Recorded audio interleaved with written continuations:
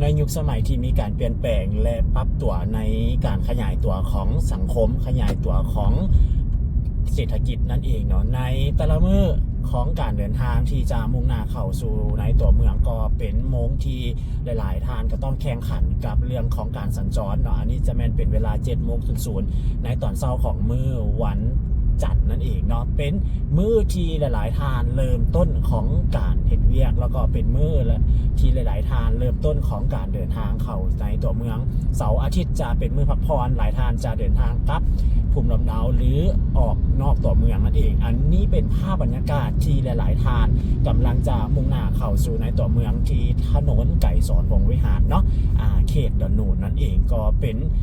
จุดเปลี่ยนของเส้นทางแล้วก็เป็นจุดเริ่มต้นของการเข้าในตัวเมืองบวกกับในช่วงของระยะนี้การสัญจรที่เพิ่มขึ้นยานพาหนะที่หลายขึ้นในแต่ละวันและบวกกับในปัจจุบันนี้เนาะการซ่อมแปลงและขยายเส้นทางการสร้างสถานีที่เอิ้นว่าเป็นรถเมล์สีเขียวและ BRT เนาะที่จะเอาเข้ามาในการให้บริการมวลชนในอนาคตและในที่จะมาถึงในประมาณเดือน11เนาะจะมีการเริ่มทดลองแลนและจะเอามานำใช้ในช่วงของบุญใหญ่ที่จะเกิดขึ้นก็คือบุญ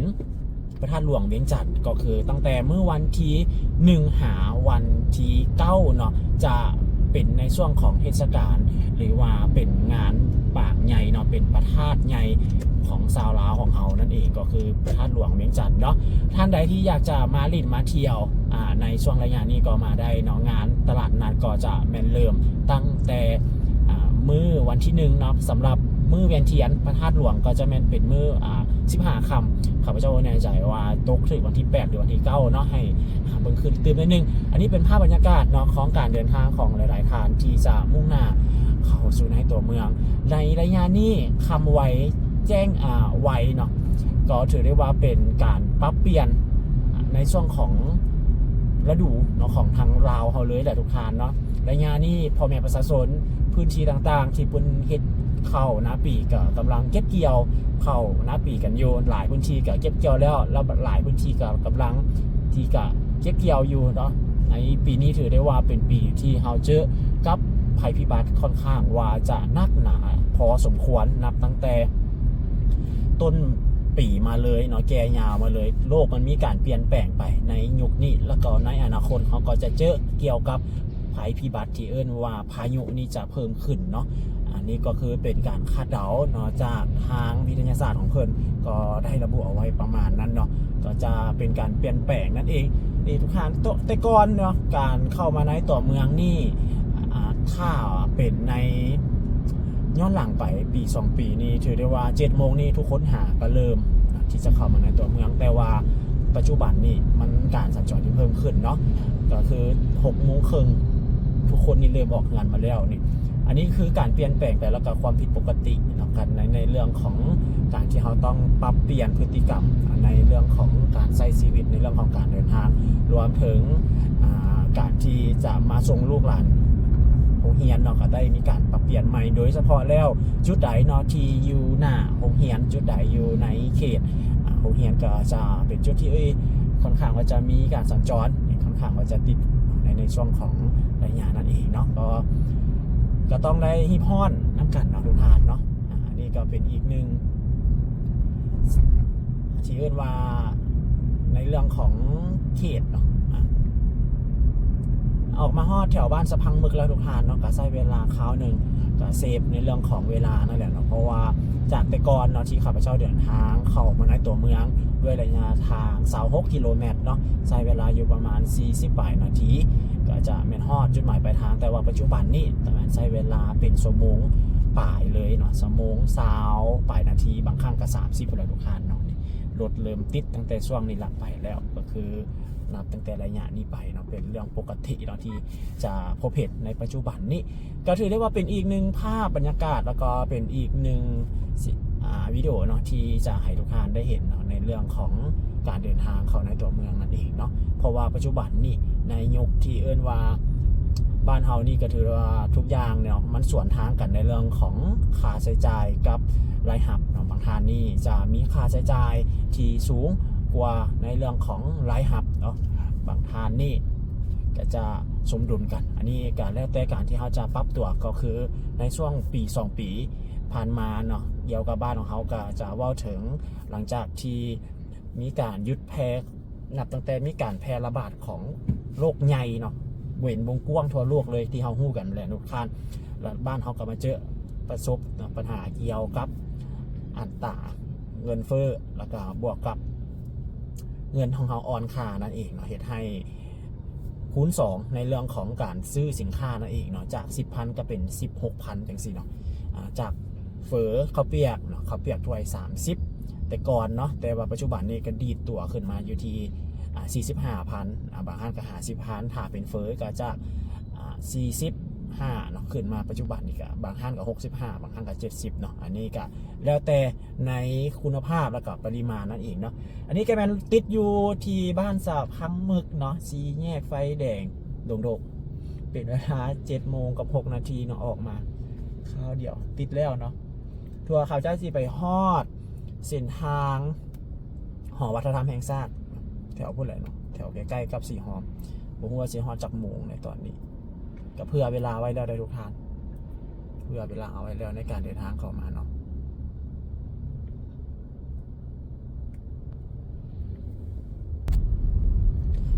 บางครั้งนะสำหรับจูนี่ก็ท่าโดนเติบเลยแล้วก็บางถึงข้างกับจะไว้นะเพราะว่าถ้าว่าเมื่อใดที่มีการสัญจรติดขัดนี่ก็จะมีทางเจ้าหน้าที่ทั้งคนจะมาเป็นคนระบายแล้วก็บวกกับอยู่ในจุดนี้เองเนาะกำลังมีการก่อสร้างในเรื่องของการขยายบาทางแล้วก็มีกำลังขึ้นป้ายจอ LED เนาะขนาดใหญ่แล้วก็มีกำลังมีการปรับในส่วนของเส้นทางของ BRT เติมอีกเนาะในจุดนี้ก็เลยเฮ็ดให้ว่าโตอยู่ตรงไฟแดงพอดีเนาะก็เลยเฮ็ดให้ในช่วงการสัญจรติดขัดไปแน่เนาะแต่สำหรับในปัจจุบันนี้เนาะรถที่จะเดินเข้าในตัวเมืองเดินทางเข้าในตัวเมืองเนาะก็สามารถเข้าไปนำไส้ของเส้นทางของ BRT ได้เนาะในช่วงนี้เพราะว่าเพิ่นอนุญาตเนาะในโมงนี้เนาะก็คือในตอนเช้าแล้วก็ตอนแรงในโมงเร่งด่วนนี้เราก็สามารถเอาเข้าไปแล่นได้เนาะในตัวเมืองของเรานี่เนาะถ้าว่าเขามีการขยายทางออกไปเนาะให้ห้องหับกับการสัญจรจากเส้นจากฟากละ2เลนเนาะให้เป็น3เลนหรือว่า3เลนครึ่งเนาะสำหรับรถจักรอีกครึ่งหนึ่งจังซี่นะข้าพเจ้าเชื่อว่ามันสามารถระบายในเรื่องของการสัญจรนี้ได้เนาะแต่ว่าเพราะว่าบ้านของเฮานี่หลายคนก็ว่ายังบ่ทันมาถึงขั้นที่ต้องมีเกี่ยวกับของ BRT ที่อะไรจังซี่นะเพราะว่าถ้าเข้าไปเบิ่งในเรื่องของต่างประเทศอย่างที่มันก็จะมีเป็นตึกอาคารใหญ่ๆแล้วก็จะมีผู้คนมาอยู่หลากหลายเนาะตัวเมืองของเพิ่นก็คือเมืองหลวงเพิ่นมี10 ปลายล้านคนอย่างนี้ไปประมาณนี้แต่ว่าอยู่ในนครหลวงใจของเขารวมๆแล้วทั้งคนสัญชาติลาวเองเนาะต่างชาติที่เขามาอยู่มาเฮ็ดธุรกิจจังซี่ก็2 ล้านก็สิประมาณนี้นะทุกท่านเนาะจากสถิติเนาะที่ข้าพเจ้าไปเห็นมาจังซี่นะในบทเรียนจังซี่ก็มีแต่ว่าหลายคนก็จะเบิ่งในมุมมองว่าขยายเนาะทางนี่ก็จะโอเคกว่าเนาะเพราะว่าจากที่สังเกตเห็นเนาะอันนี้บ่แม่นข้าพเจ้าวิจารณ์หรือว่าตำหนิอันใดเนาะแต่ว่าจากที่เห็นในความเป็นจริงเนาะจากที่เพิ่นได้มีการสร้างเส้นทาง BRT ใส่และมีการขยายบาทางจังซี่เนาะถามว่ามันดีมันก็ดีแล้วถามว่ามันกว้างขึ้นเติมเนาะแต่ว่าในส่วนที่มันเป็นปัญหาหนึ่งก็คือเวลา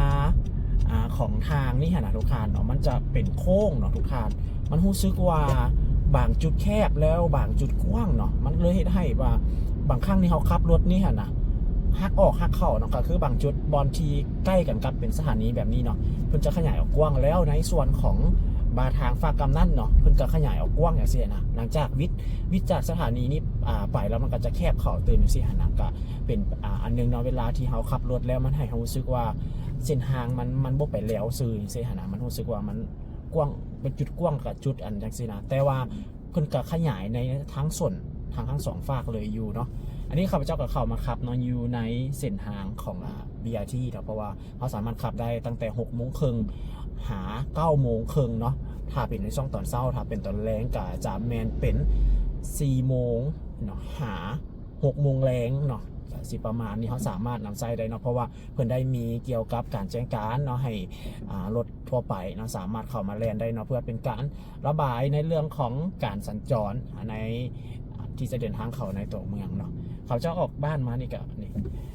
27 นาทีแล้วเนาะหากับห้องนี้ก็ถือว่าหาว่าตัวเมืองเนาะเขาหลอกไม่จัดมันก็บ่ได้ไก่เนาะตัวเมืองไม่จัดมันก็บ่ได้กว้างขนาดนั้นเลยในเขตที่เอิ้นว่าจุดที่เป็นเศรษฐกิจนะจุดที่เป็นในส่วนของตัวเมืองแท้ๆเลยฮะนะคนส่วนหลายเนาะผู้คนที่เข้ามาเฮ็ดเวียกอยู่ในตัวเมืองก็จะแม่นที่เดินทางมาทางเมืองไซธานีเนี่ยจะเป็นส่วนหลายเลยเนาะสังเกตเบิ่งเส้นทางเลขที่13ใต้เส้นทางเลขที่10ในช่วงตอนเช้ารถจะเริ่มติดตั้งแต่จุดเปลี่ยนเส้นทางก็คือวงเวียนดอนนูนที่จะเข้ามาในตัวเมืองเลยนะก็หมายความว่าผู้คนเนาะที่เพิ่นอยู่ในเขตนอกนี่หลายกว่าในแต่ละมื้อที่เดินทางเข้ามาแล้วก็จะมาแย่อัดกันจังซี่เนาะนี่ก็คือสภาพในปัจจุบันเนาะในเรื่องของสภาพแวดล้อมของบ้านของเขาโดยเฉพาะแม่นเส้นทางที่เป็นเส้นทางแม่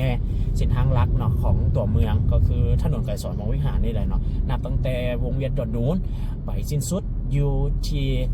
ประตูไซเนาะถัดต่อจากประตูไซไปก็จะแม่นเอิ้นว่า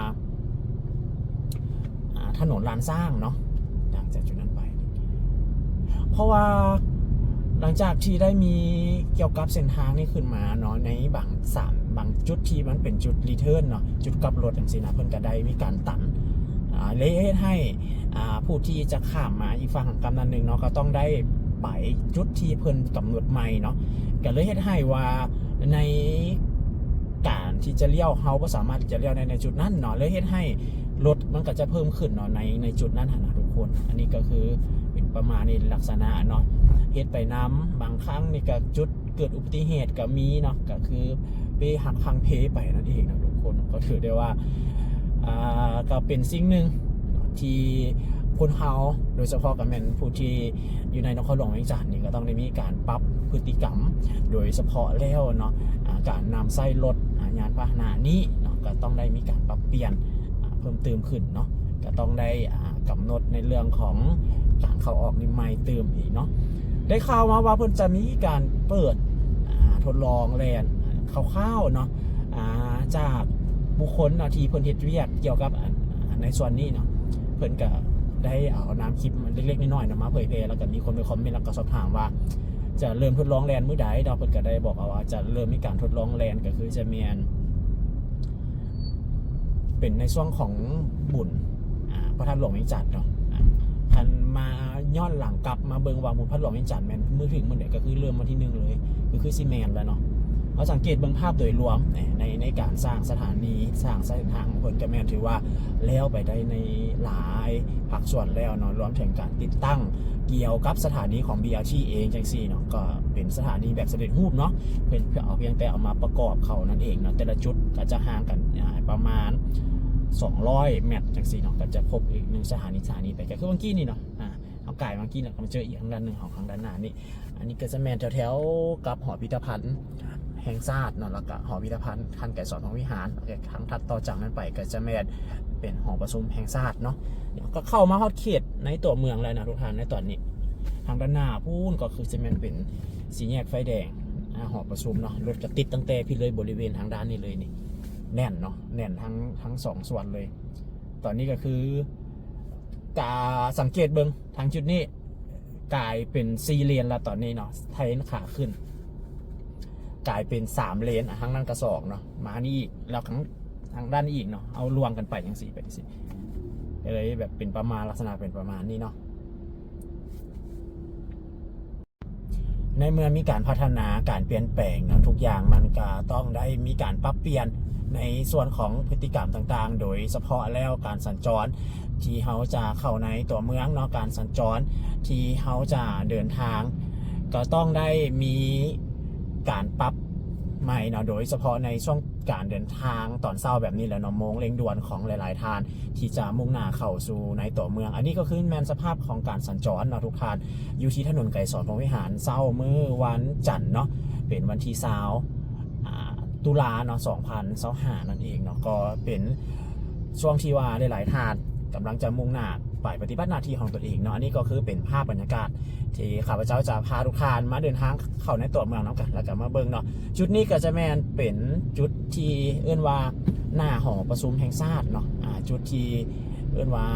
เข้าสู่เขตในตัวเมืองแล้วแหละเนาะปัจจุบันนี้การก่อสร้างเนาะสำหรับเส้นทางของรถเมล์สีเขียวหรือว่า BRT ก็ถือได้ว่าเพิ่นดำเนินไปได้กาย 50% กันแล้วเนาะจากที่สังเกตเห็นก็ถือได้ว่าใกล้จะสำเร็จในเป้าหมายของเพิ่นแล้วเนาะก็ยังเพียงตั้งแต่ในบางส่วนแล้วก็ยังเพียงตั้งแต่ในบางจุดเท่านั้นเองจากสังเกตเห็นว่าเคิร์ฟเนาะที่เพิ่นได้เอามาสร้างเป็นคู่กันมันก็ได้มีการแต้มสีแต้มเส้นเรียบร้อยแล้วจุดที่เป็น4แยก3แยกเนาะเพิ่นก็ได้มีการติดตั้งไฟอำนาจใหม่เนาะแล้วจุดใดที่เป็นสถานีก็ได้ติดตั้งระบบติดตั้งสถานีแล้วก็ติดตั้งเกี่ยวกับไฟต่างๆเนาะเวลาที่เราจะข้ามทางเขาก็จะมีการแต้มเส้นสีเหลืองเส้นมาทางมาลายเนาะติดตั้งระบบต่างๆแล้วเนาะในบางสถานีอันนี้ก็จะแมนเป็นอีกหนึ่งเนาะของโครงการที่ว่าขนาดใหญ่แล้วก็เป็นโครงการที่เพิ่นได้มีการสำรวจมาแต่ด่วนแล้วเนาะทุกท่านตั้งแต่ปี2013เนาะแล้วก็เริ่มลงมือปฏิบัติในส่วนของการหน้าเวียกการก่อสร้างเส้นทางการสร้างสถานีก็ในปี2024ก็คือปีกายที่ผ่านมานี่เองจนมาฮอดปัจจุบันนี่เนาะก็ถือได้ว่าใกล้ๆแล้วเนาะเพิ่นจะมีการเปิดทดลองแลนได้ข่าวมาว่าจะแมนเป็นต้นเดือนของพฤศจิกเนาะก็คือพอดีเหมาะเจาะกับบุญนมัสการพระธาตุหลวงแม่จันทร์เนาะท่านใดที่จะมาเที่ยวท่านใดที่จะมากราบไหว้สักการะบูชาพระธาตุหลวงแม่จันทร์1 ปีมี1ครั้งเนาะทานขึ้นแท่นมาได้เลยนะทุกคนเนาะนับตั้งแต่มื้อวันที่1หามื้อวันที่9เนาะแต่สำหรับมื้อที่มี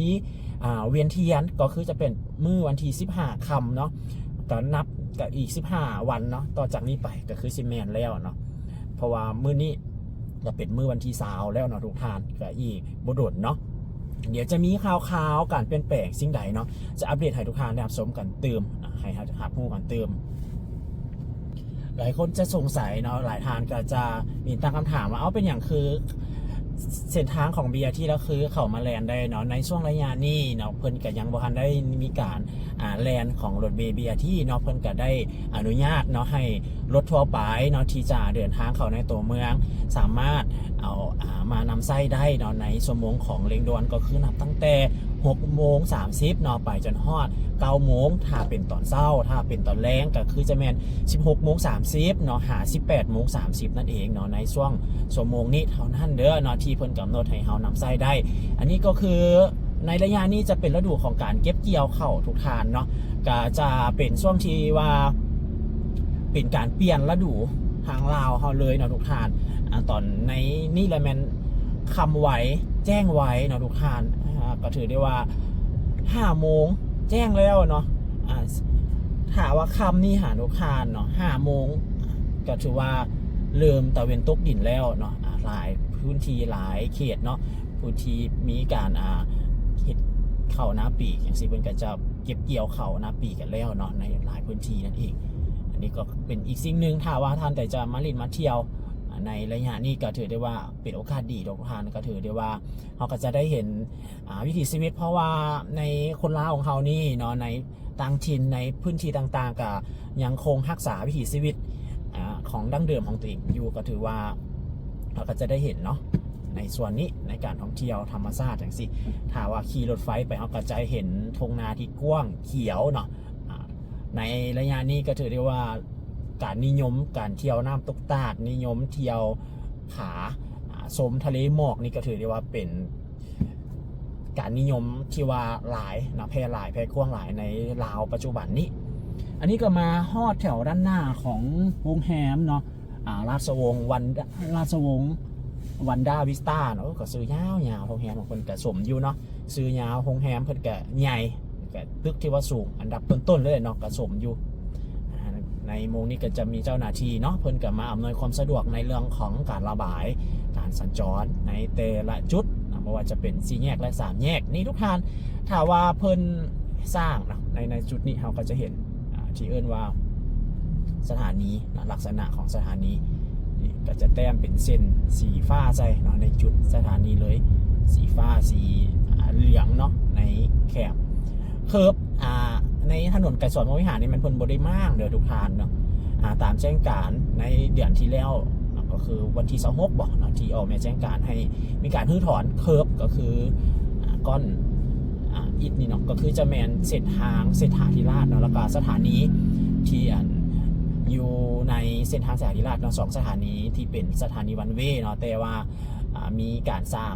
สถานี BRT ใส่เครื่องกลางนั่นเองเนาะเพิ่นก็ได้มีการรื้อถอนออกเพื่อหา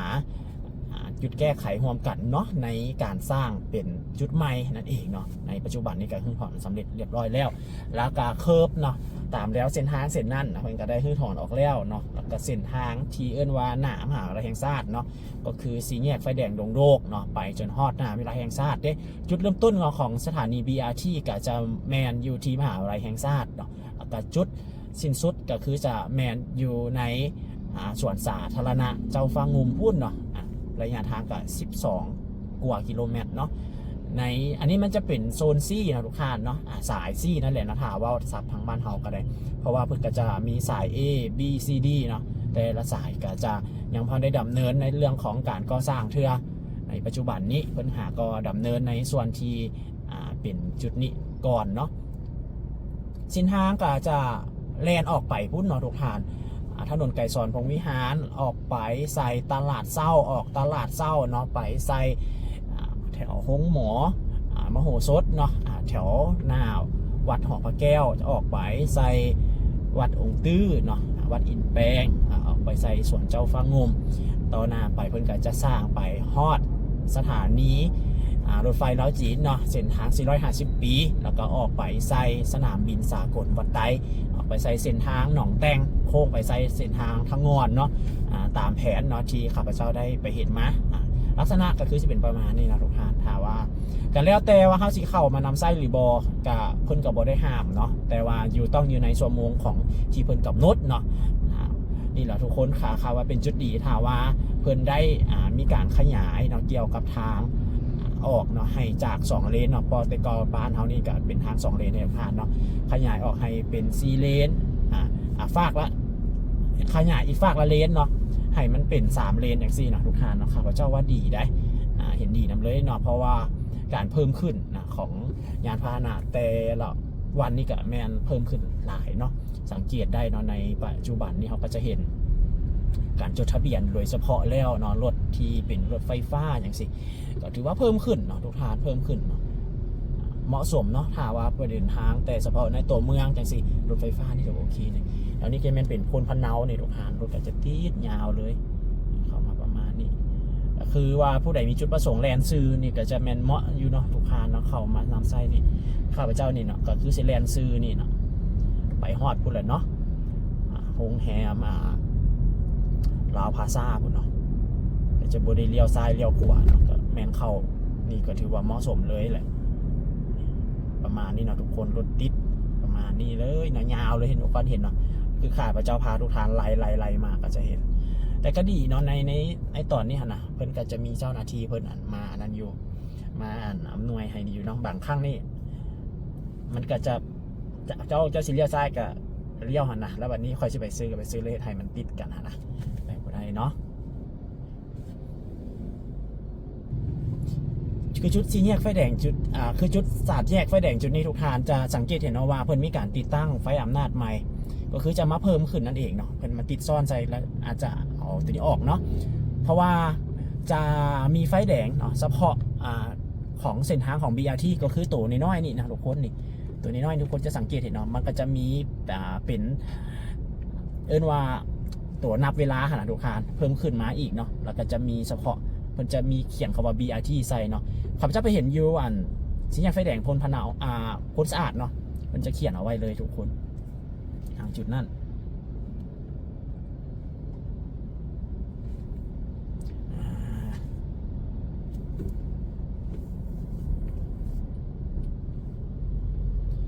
นี่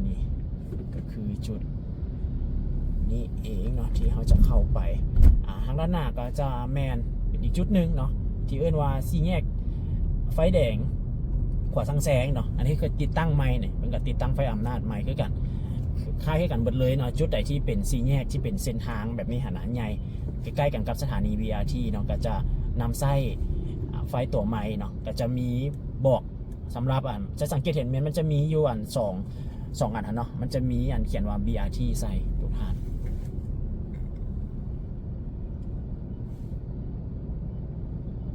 แล้วก็จะเห็นมีเป็นตัวเลขเนาะ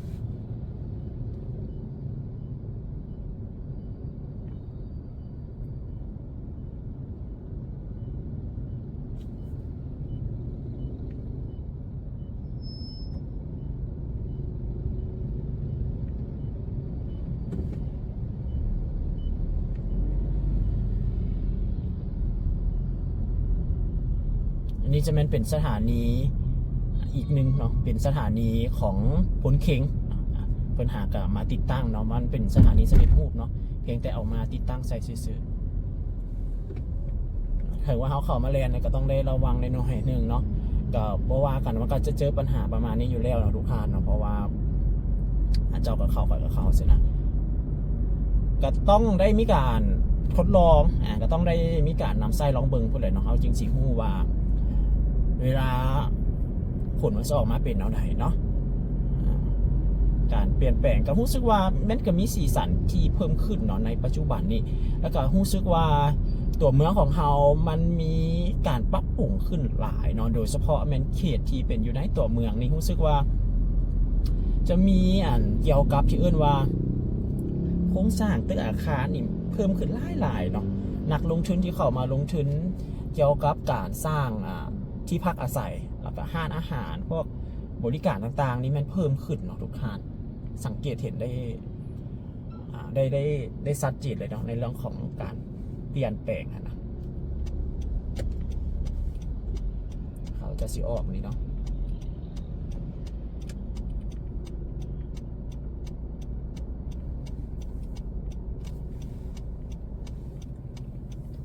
ออกแล้ว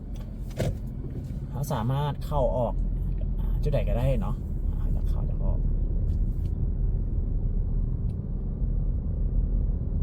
ชี้แจงเลยเนาะเขาจะบ่ได้ลวงหรือว่าผิดเนาะเพราะว่าอันนี้เป็นข้อกำหนดแล้วก็เป็นสิ่งที่เพิ่นมีการแจ้งการออกมาให้รถทั่วไปนี่นำไส้เส้นทางของ BRT ได้เนาะในช่วงระยะนี้ก่อนที่จะมีการเปิดนำไส้ตัวจริง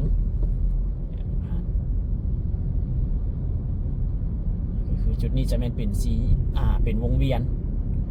450 ปีเนาะเป็นวงเวียนใหญ่ในเส้นทางตัวนี้เลย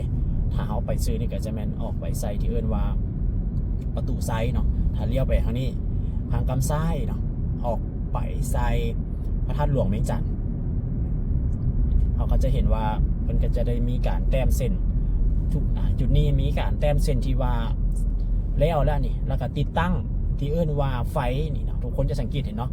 อยู่ทางกำขวามือแล้วก็เครื่องกลางเขาจะเขียนว่าตัวเครื่องกลางมันจะเขียนว่า BRT ทางนี้เนี่ยก็เป็นไฟสีเขียวเนาะแล้วก็จุดนี้จะเป็นมาลายให้เขาข้ามทางถ้าว่าเขาสีข้ามมา BRT ก็มากดเนาะ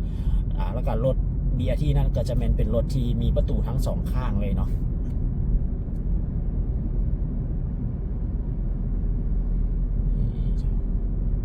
แถวนี้จะเป็นโพนสะอาดเลยแถวนี้จะเป็นเริ่มตั้งต้นเลยโดยเฉพาะสถานีของโพนสะอาดทางด้านหน้าคุณก็จะเป็นสถานีทำอิฐเป็นต้นแบบเนาะของหลายๆสถานีเลยที่มีการสร้าง จุดนี้นี่จะเห็นเลยว่ามีไฟแดงตัวใหม่เนาะที่เพิ่งติดตั้งแล้วก็จะเห็นว่าจะบอกในเรื่องของเวลาแล้วก็จะบอกถึงสถานะเนาะของ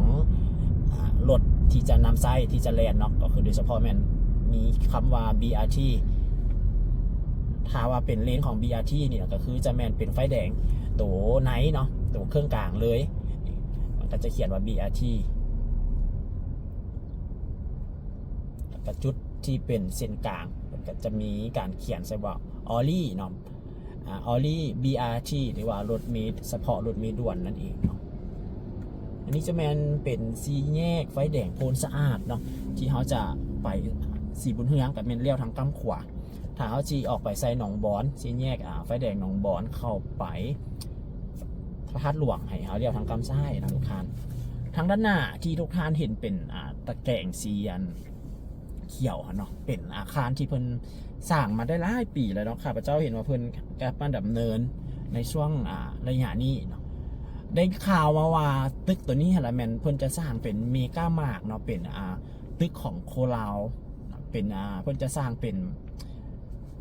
ศูนย์จำหน่ายเอื้นว่าเป็นห้างซะเนาะซับบ้านเขาเข้าใจยังไงก็คือเป็นศูนย์สินค้านั่นแหละเนาะทุกค้านของงานก๊อกเนาะของเมกามาร์กเนาะของงานโคลาวนั่นเองเป็นของเกาหลีเนาะลูกค้านี่ทางด้านนี้เนาะฝั่งทางกำด้านขวามือของข้าพเจ้านี่เนาะเป็นศูนย์การค้า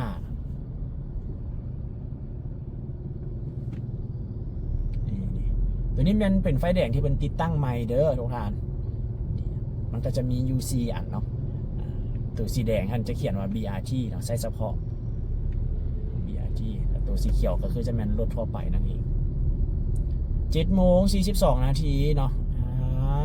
เห็นบอกข้าพเจ้าว่าถึงแล้วเนาะเป็นชั่วโมงได้เนาะเดี๋ยวนี้เดินทางเข้ามาในตัวเมืองน่ะจากแต่ก่อนนี่มัน48 นาทีเนาะจากบ้านของข้าพเจ้าเองนะบ้านของบ่าวเขียวเองมาฮอดบ่อนเฮ็ดเวียกเนาะแต่ว่าตอนนี้ละแม่น48 นาทีละ50แล้วเนาะยังบ่ทันได้ฮอดเลยอันนี้จะแม่นเป็นต้นแบบนี่เป็นสถานีต้นแบบของเพิ่นเป็นลักษณะประมาณนี้มันก็จะมีเป็นจอเห็นป่ะมีเป็นจอแล้วก็ติดตั้งกล้องวงจรใส่เป็นสถานียาวเนาะสถานียาวเลยแหละ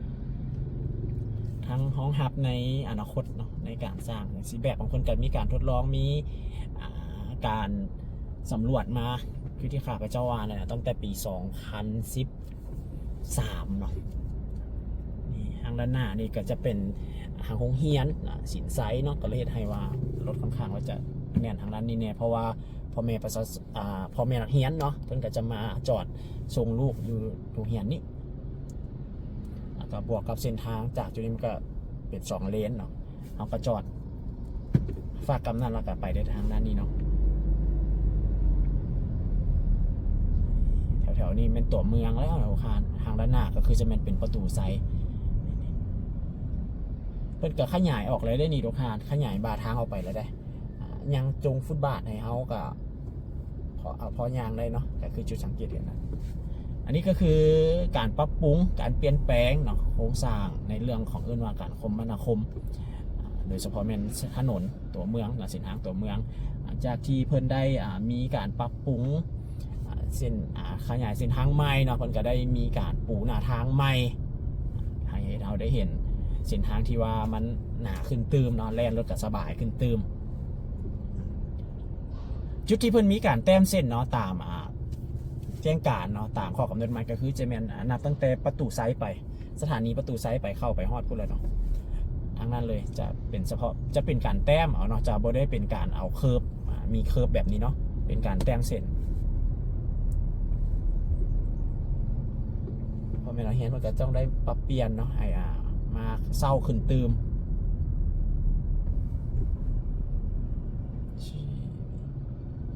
เข้าไปจอดทางในหอมคุณเนาะอาจจะบอมาเส้นทางข้างหน้าไปโค้งข้างหลังแล้วก็เข้าไปส่งลูกส่งนักเรียนทางด้านข้างแทนเนาะแทนที่จะมาจอดทางหน้านี่ก็คือการปรับปรุงการเขาผ่านเปลี่ยนเนาะกับการยุคในของปัจจุบันนี่นะลูกค้าเนาะก็คือจะเป็นประมาณนี้เองสวยงามขึ้นเนาะค่ะพระเจ้าว่าสวยงามขึ้นแล้วก็รู้สึกว่าปีวิทย์สิ่งใหม่ๆที่เข้ามาเพิ่มขึ้นนั่นเอง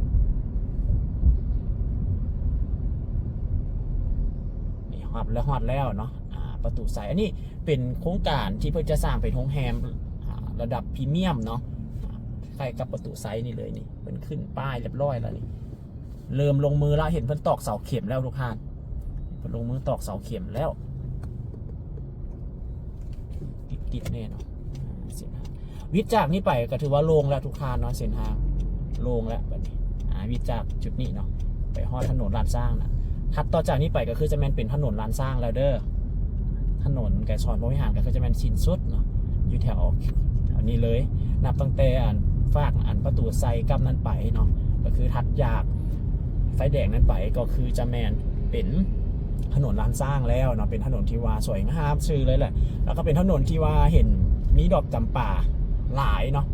ทั้ง2 ข้างทางเลย ก็คือปิ้นหน้าใส่กันครับหอคำเนาะ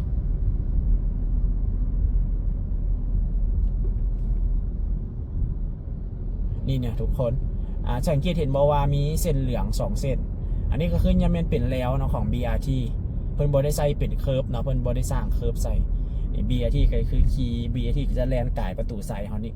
เนี่ย2เส้นเลยเนาะเป็นเส้นสีเหลืองให้เฮาสังเกตเห็นแล้วก็เฮาฮู้ได้เลยว่าอันนี้จะเป็นของ BRT ทางด้านหน้าก็จะเป็นจุดเปลี่ยนอีกเส้นทางเส้นหนึ่งเนาะแล้วสังเกตว่าส่วนสาธารณะทางจุดนี้เพิ่นก็มีการขยายออกไปเติมเป็นภาคขยายทางด้านข้างเนาะแต่ก่อนมันก็จะเป็นขอบเขตพื้นที่ของกระทรวงยุติธรรมแต่ว่าปัจจุบันนี้กระทรวงยุติธรรมเพิ่นก็ยกย้ายเนาะไปอยู่ในบ้านโนนสะอาดเนาะถนนเลขที่10เขตเมืองไซธานีพุ่นแทนเนาะก็มีหลายกระทรวงเลยทุกท่านเนาะมีหลายกระทรวงมีหลายห้องการที่เพิ่นยกย้ายออกไปติดนั่งกันเลยอีหลีเนาะ8 โมงยังแล้วเนาะ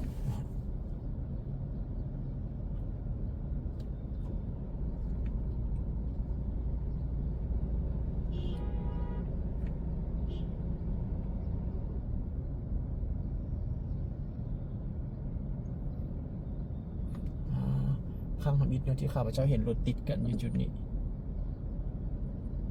บ่ค่อยจะเห็นแบบว่ารถมาคาไฟแดงอยู่นี่ฮะนะบ่ค่อยจะเห็นเนาะเป็นเทื่ออิฐเนาะที่มาเห็น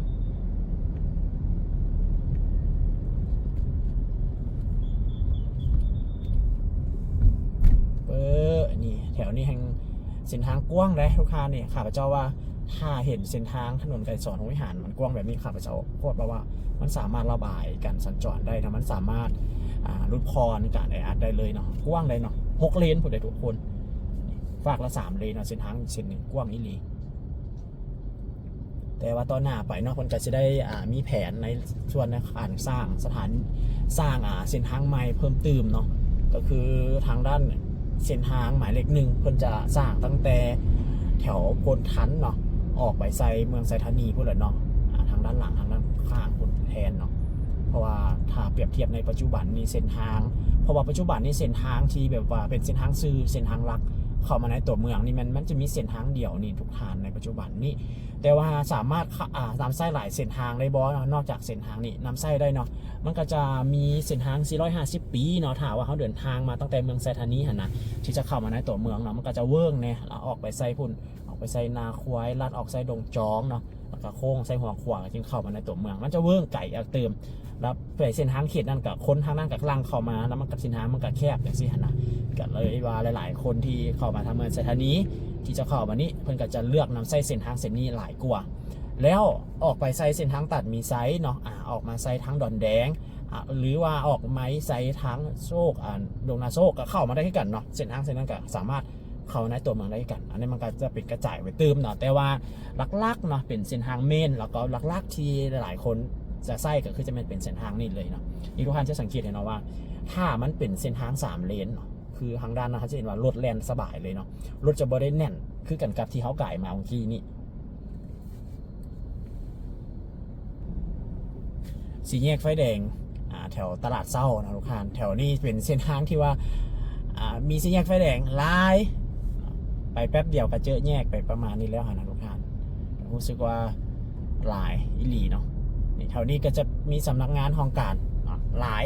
โดยเฉพาะเป็นโรงแรมธนาคารหลายเนาะแถวนี้ท่านใดอยากจะรู้ว่าลาวเขามีบริการธนาคารทั้งสาขา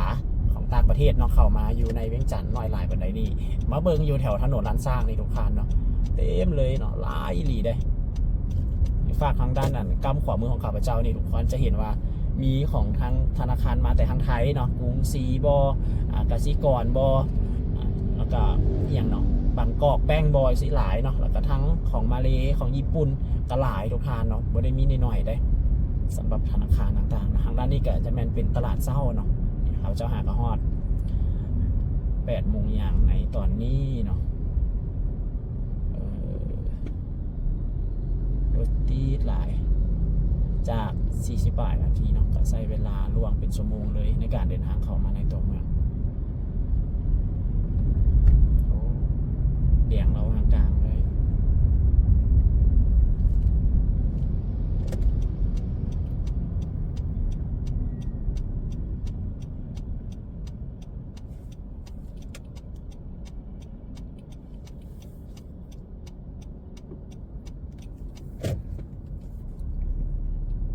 ถ้าขี่ออกไปซื้อทางด้านหน้าเขาก็จะไปเห็นหอคำเนาะหรือว่าเอิ้นว่าทำเนียบประธานประเทศนั่นเองทุกท่านแถวๆนี้ของการกระทรวงหลายทางด้านนี้ก็จะเป็นธนาคารไทยพาณิชย์ดิทุกท่านสาขานครหลวงเนาะมาเปิดสาขานครหลวงอยู่เท่านี้เองมีหลายแล้วก็สิเลี้ยวทางกำขัวเนาะเพราะว่าสิไปอันโรงแรมลาวพาซ่าเนาะวันนี้มีเวียกอยู่ทางด้านนั้น